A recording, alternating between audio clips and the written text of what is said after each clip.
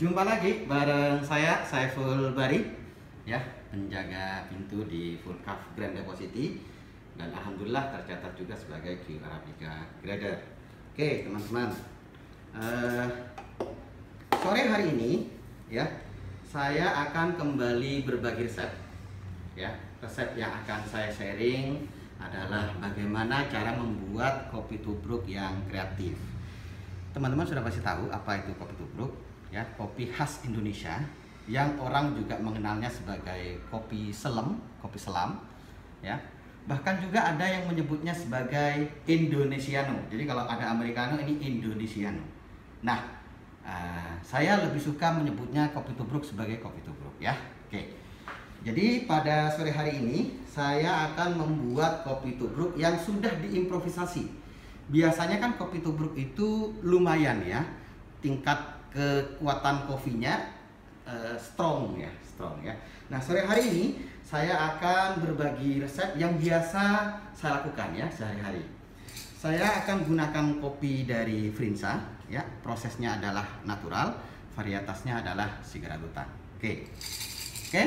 Saya akan giling kopinya dulu. Kalau di Nordic saya menggunakan skala giling 7 ya. Oke.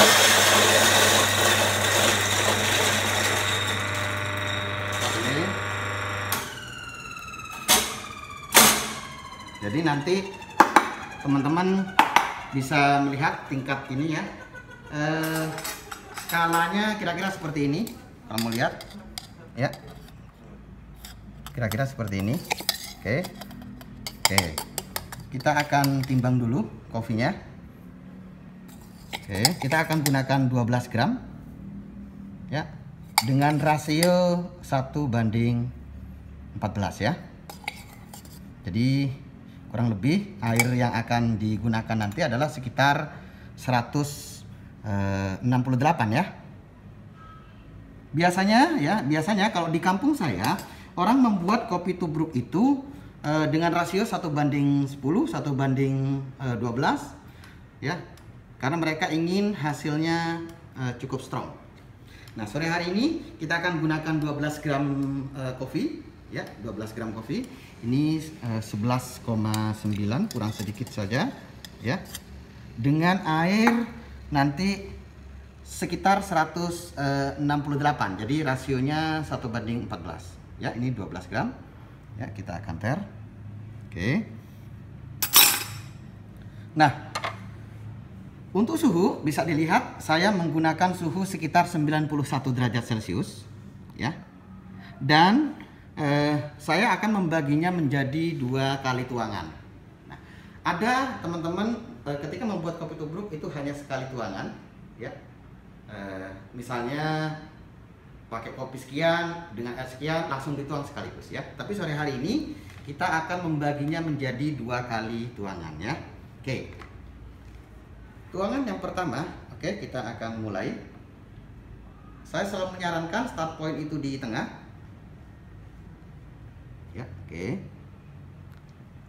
Ya, 23,6 ya, sampai 24 lah ya. Dan biarkan waktu terus berjalan hingga 30 second ya.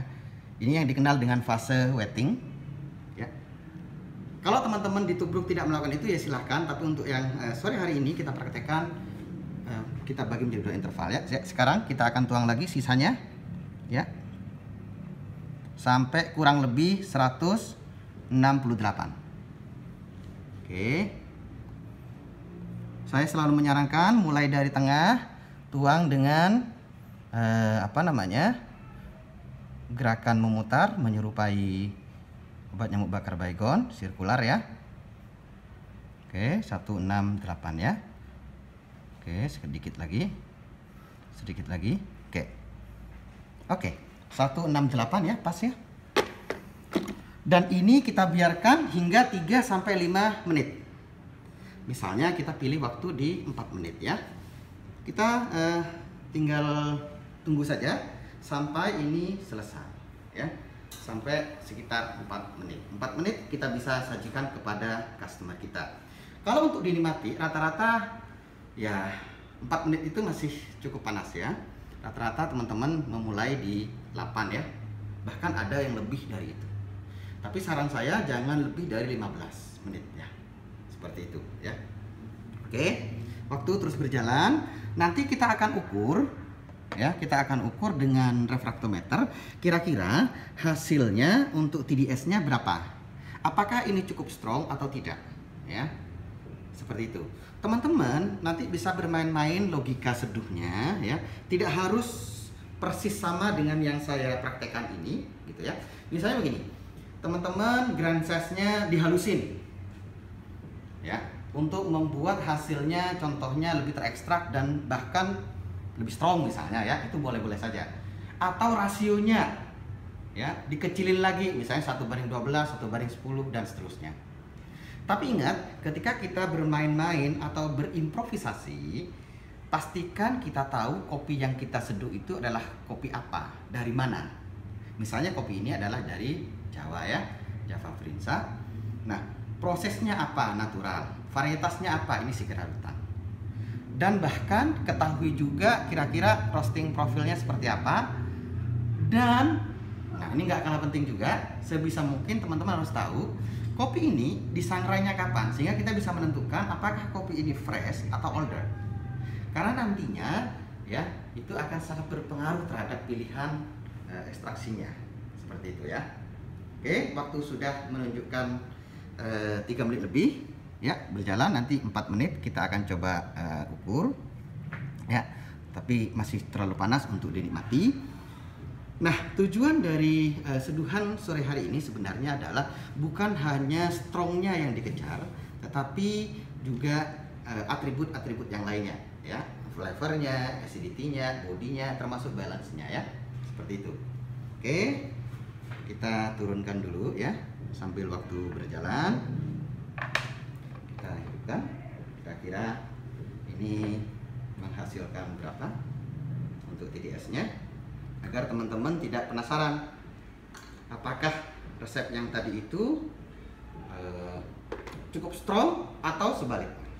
Nah, maunya sih tidak terlalu strong ya, tidak terlalu strong. Oke, kita ini sudah 4 menit, kita akan ambil sampelnya. Oke, nah dilihatnya itu, dilihat dari cairannya saja sebenarnya tidak terlalu strong gitu. Oke, kita akan ukur kira-kira berapa hasilnya. Harapannya seperti yang saya sampaikan tadi, hasilnya tidak terlalu strong, lebih kaya ya karakternya, interesting flavornya lebih keluar, seperti itu. Jadi ternyata kopi tubruk itu juga bisa diimprovisasi ya, tidak melulu strong, tetapi juga bisa diimprove. Oke, kita masih menunggu kira-kira hasilnya seberapa ya TDS-nya. Oke. Nah, resep dari kami kalau mau bermain-main dengan cara improvisasi tadi, saya ulang. Nah, ini sudah angkanya sudah mulai keluar, termasuk kecil ya sebenarnya, sebentar untuk TDS. Nah, ini dia TDS-nya. 1,17 ya. 1,17. Jadi kalau misalnya kita baca di grafik kita balik ya, seperti ini, kita balik biar kelihatan. Ini ada tulisan TDS 1,17. Kalau kita lihat di grafik seduh manual SCA yang lama gitu ya, SCAA lebih tepatnya, itu kan 1,15 sampai 1,35 ya. Lalu kemudian untuk yang Eropanya 1,2 sampai 1,45 kalau nggak salah. Nah, sementara saat ini kan SCAA dengan yang Eropa kan gabung ya menjadi SCA gitu. Sehingga boleh kita bilang antara 1,15 sampai 1,45.